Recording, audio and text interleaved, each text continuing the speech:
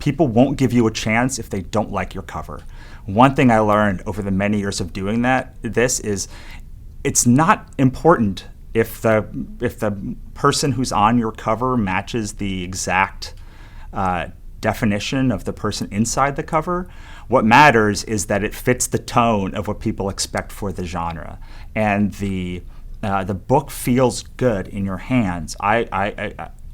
They talk in cooking about mouthfeel, but I feel book feel is really important. Like putting the book in your hands is, and having it tactily feel good and tactily look good, it matters to people because you're out there competing against the biggest names in the world in books and the biggest names in the world in indie publishing and people who've been doing this for 20 years.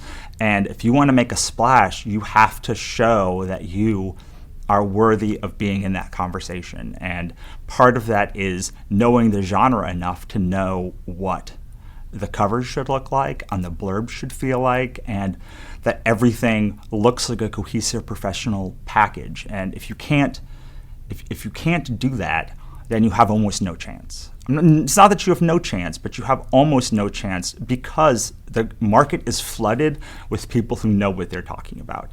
There isn't enough time in your life to read every good book that was published in the last year.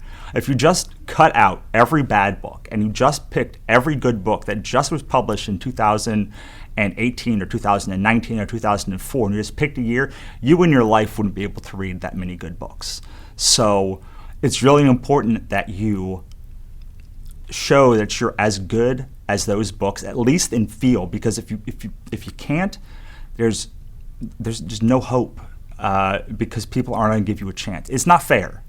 I talk to a lot of authors, and they're like, "Well, that's not fair." I agree with you. Like, the world is not fair, but that is the reality of the situation. And people want something that looks like what they saw before, and they want something that reads like what they're expecting inside. It's just like if you were to buy an album and you were expecting Pantera and you got Polka.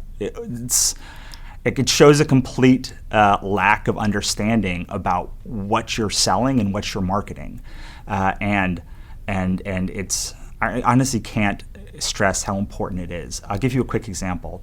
I have a book that is now called "And Death Followed Behind Her."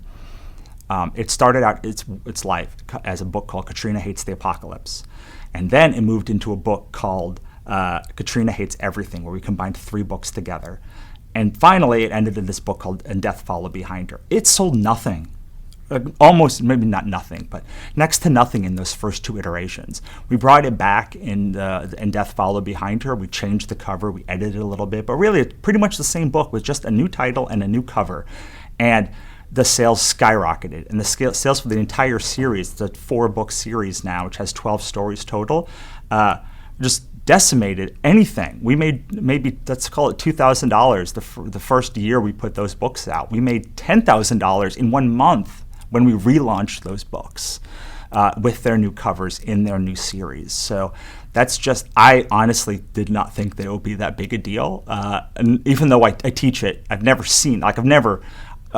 seen like inklings of it where book sales have like gone incrementally up or maybe considerably up, but I've never seen a book that was a failure, like a publishing failure, become a publishing massive success just by turning a cover over. I have seen a book go from success to massive success just by changing the branding, but not something that was literally not selling to something that was selling like hotcakes just from a branding change.